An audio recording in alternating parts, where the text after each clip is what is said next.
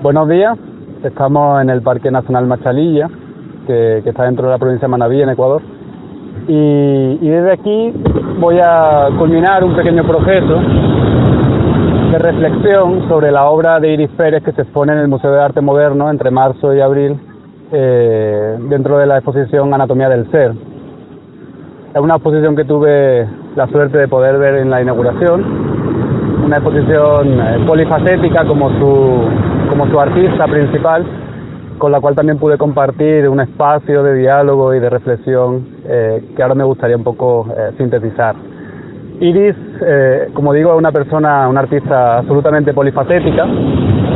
Cuando yo vi su exposición por primera vez consideré que era una exposición antológica, es decir, una obra de largo recorrido, sobre todo por las múltiples visiones o la gran capacidad que tenía para expresar a través de diferentes técnicas, a través de diferentes materiales. Luego, conversando con ella, vi que no solo es polifacética, sino también una inmensa trabajadora, porque esta exposición la había preparado en unos 3 años, en su mayor parte. Bien, Iris Pérez es una artista de larga trayectoria formativa. Se formó en la Escuela Nacional de Bellas Artes, el espacio formado en su inicio por exiliados europeos y españoles, junto con algunos otros dominicanos, que fue un espacio realmente de catarsis para el arte dominicano, en el sentido de un gran avance, un gran salto cualitativo, que bueno, venía precedido ya por algunos artistas dominicanos como Jordi Morel, como Darío Suro, como Urdaneta, que empezaban, digamos, este proceso a finales del siglo XIX, también por supuesto Celeste Wosigil. Bien, de una larga trayectoria desde el año 1942, esta escuela ha ido formando las primeras generaciones de artistas dominicanos hasta llegar a Iris Pérez, que es una artista absolutamente actual. En ese sentido es muy interesante ver cómo su trayectoria también ha sido muy profunda a nivel intelectual,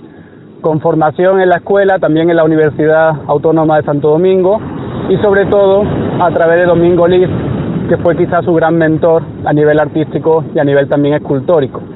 Porque podemos considerar que Iris Pérez es fundamentalmente una dibujista, una gran dibujista, pero desde luego ella es capaz también de transmitir a través del acrílico, a través del óleo, a través de la escultura en papel, en madera, en cerámica, a través de las performances, a través de digamos, instalaciones complejas. Un gran universo que por otro lado también es muy personal y es muy propio, y en ese sentido es una artista muy profunda, ¿no? Especialmente en la pintura vemos cómo la carga matérica es fundamental, incluso cuando pinta en acrílico tiene una capa pictórica muy ancha,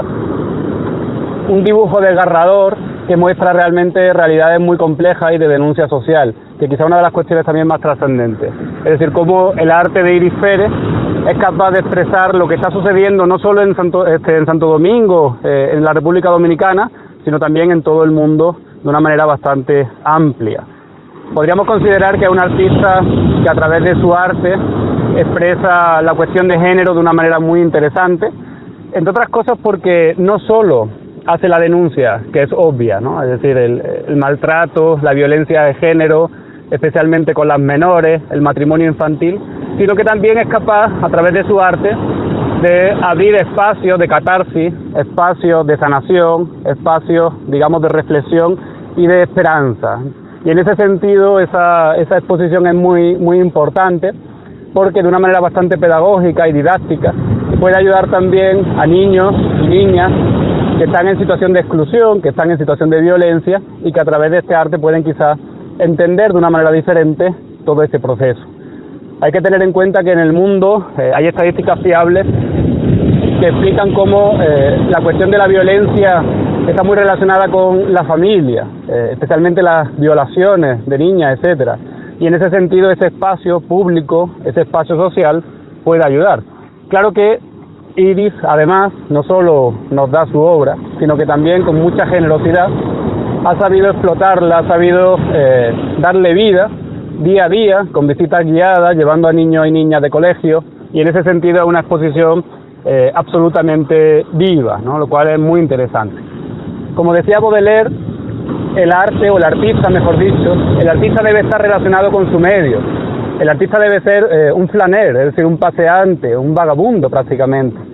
debe estar relacionado con la realidad que le rodea, y en ese sentido Iris es una artista absoluta. Ella nos da esa visión de género, como decíamos, esa visión de denuncia, y por otro lado esa visión de esperanza, que es fundamental. Quizá una de las obras más desgarradoras de toda la exposición, que es la instalación, en la cual hay un ente dual en papel, un ente dual que está destrozado, que está desgarrado, está hecho en papel con ceras, con colores rojos, etcétera. Aun ese espectro prácticamente está rodeado de unas luces, de unas 9 lámparas que le dan seguridad, que le dan esperanza y que le dan sanación, ¿no? Ese es quizá el sentido de catarsis de la obra de Iris que tanto interés tiene para nosotros. Hay otras obras como el Decálogo, que también habla de la sanación del alma, y sobre todo la parte central. En esa parte central de la exposición Anatomía del Ser vemos diferentes personajes, todos ellos en proceso de sanación, todos ellos han sido devastados, han sido destruidos, pero tienen una esperanza. Generalmente una esperanza ligada a la naturaleza, ligada a los árboles, por ejemplo, ligadas en otras ocasiones a animales, a entes que viven un poco en la vida o en el interior de Iris Pérez y se transmiten a través de su pintura. En ese espacio central yo destacaría La niña con los cocuyos, las luciérnagas, que es un rostro, un retrato bellísimo, estaría dentro de la categoría estética de lo bello sin ninguna duda, y ese retrato, ese rostro de una niña negra está rodeado también de melancolía, en la mirada, en la expresión, pero a su vez, si observamos alrededor, además de una noche oscura, una noche realmente aterradora, también está rodeada de esas luciérnagas que quizás en esta ocasión tienen, digamos, esa función de salvación, esa función de sanación. Además, todo está muy bien distribuido. De hecho, esa parte central está ocupada por unas esculturas en madera y cerámica, unas esculturas que tienen mucho del megalitismo ritual. Son una serie de troncos verticales, circulares, que nos recuerdan a esos megalitos, a Stonehenge y a otros megalitos prehistóricos, que tienen esa función de danza, por un lado. De hecho, algunas de esas maderas, aunque están crudas, muestran ese aire de movimiento, y a la vez la intervención de Iris con la cerámica, que incluye textos, incluye flores, incluye algunas figuras en una cerámica vidriada, nos da un poco la idea de ese conjunto de relación, de esas piezas rituales con lo que tenemos alrededor. También hay una pieza central dentro de esa escultura, ese conjunto escultórico, que es la pieza con mayor diámetro pero también menor altura. Esa pieza tiene uno de los símbolos fundamentales de Iris Pérez, que es un corazón rebosante de vida, de un rojo intenso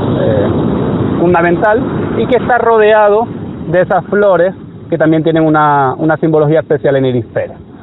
Bien, ese conjunto de sanación, como decimos, un conjunto de ritual, de catarsis, está rodeado de otras piezas pictóricas que en cierto modo le dan una idea de conjunto muy interesante. En la sala secundaria de la exposición hay una serie de dibujos. Como decíamos anteriormente, Iris es fundamentalmente una gran dibujante, con un dibujo figurativo, pero un dibujo muy esquemático y prácticamente destruido, ¿no? Unos trazos creados de una manera cruda, pero que transmiten de una manera muy directa también la idea. De hecho, una de las partes de esa sala está dedicada a abusos, al matrimonio infantil, por ejemplo, al grooming, al sexting, al abuso de menores, etcétera, que es una de las cuestiones quizás centrales de su idea de género. También hay una parte dedicada a la literatura, con poemas de poetas actuales y pasados, que conectan esa idea de la literatura también con el arte pictórico, y una serie de obras con una gran fuerza, especialmente unas flores rojas que surgen en esa idea de sanación que también hablábamos anteriormente. Por otro lado, también tiene otra parte, no solo digamos la cuestión de género, la cuestión de esperanza, sino también hay otro discurso muy interesante, que es el de las migraciones. Actualmente vivimos en una Europa donde Siria y el Estado Islámico están en guerra, donde la Unión Europea está dando la espalda a todos estos migrantes, donde el Mediterráneo se ha convertido en un cementerio, el mayor cementerio del mundo, mientras en muchas otras ocasiones los propios políticos intentan desviar la atención, con el muro de Trump, por ejemplo. La Unión Europea está construyendo muros, está dando la espalda al sufrimiento humano de todos estos migrantes, e Iris, a través de dos obras, una en pintura, otra en cerámica, también está denunciando ese proceso. Concretamente, a la entrada de la exposición hay una gran obra pictórica que muestra una serie de migrantes embarcados en un mar también oscuro. Obviamente está mostrando ese proceso problemático, ese proceso complejo de los migrantes y del rechazo que tienen no solo en el lugar de origen donde está la guerra, sino también en el lugar que debía protegerlos, que se supone en la Unión Europea, se supone Estados democráticos que deberían acoger. De la misma manera, en el patio principal, la pared posterior, hay una serie de obras en cerámica que muestran a unas mariquitas, que también es un elemento metafórico, simbólico, que muestran precisamente a esos migrantes que todos, de una manera, digamos, coordinada, avanzan hacia, de nuevo, como antes veíamos, un corazón, este corazón también rodeado de flores, que muestra la esperanza, que muestra el amor, en cierto modo, la idea de un futuro lejos de la guerra. Entonces, con estas dos obras, ella también entra, digamos, en la idea de Baudelaire, del arte reflejo de lo que está sucediendo hoy en día. Y por otro lado, también hay una serie de obras en el patio muy interesantes. Una alude, yo creo, directamente a lo que Ruskin hablaba de ese romanticismo de la ruina, es decir, cómo la conservación debe perdurar o debe proteger los elementos, especialmente arquitectónicos, pero tampoco debe darle una vida por encima, digamos, de la vida que debe tener. Es decir, la idea de la ruina como elemento fundamental está precisamente en una de esas performances, podríamos decir, de Iris Pérez. Es un conjunto de esferas en cerámica que no está cocida, y por tanto el paso del tiempo, la lluvia, el sol del trópico la ha ido destruyendo de manera prácticamente diferenciada. Es decir, cada una se ha destruido de una manera diferente, pero muestra precisamente esa idea de la temporalidad en el arte, ¿no? Es decir, como el arte efímero también es una cuestión fundamental de reflexión e importante dentro de una exposición. Y finalmente hay otro ente que es vivo, un ente que además da un juego espectacular a nivel didáctico, que es un laberinto lleno de flores, lleno de plantas, y esas plantas han sido plantadas a lo largo de la exposición. Hay diferentes tierras de diferentes colores y se ha integrado también a los espectadores y sobre todo a los niños para plantar esas plantas, esos entes vivos. Y en ese sentido, como vemos, la obra de Iris Pérez cumple también una función a nivel didáctico. Y bueno, si atendemos quizá a un contexto más general, a mí se me ocurre el crítico español exiliado Manuel Valdepérez,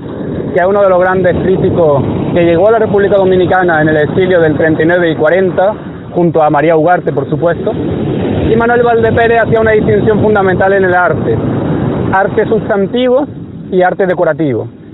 Con todo lo que hemos hablado es más que evidente que el arte de Iris no tiene nada de decorativo, es un arte de denuncia, es un arte muy atrevido, muy necesario, quizás lejos de la esfera del mercado, pero desde luego imprescindible para entender qué es lo que está sucediendo no solo en la República Dominicana, sino también en el mundo en los últimos años.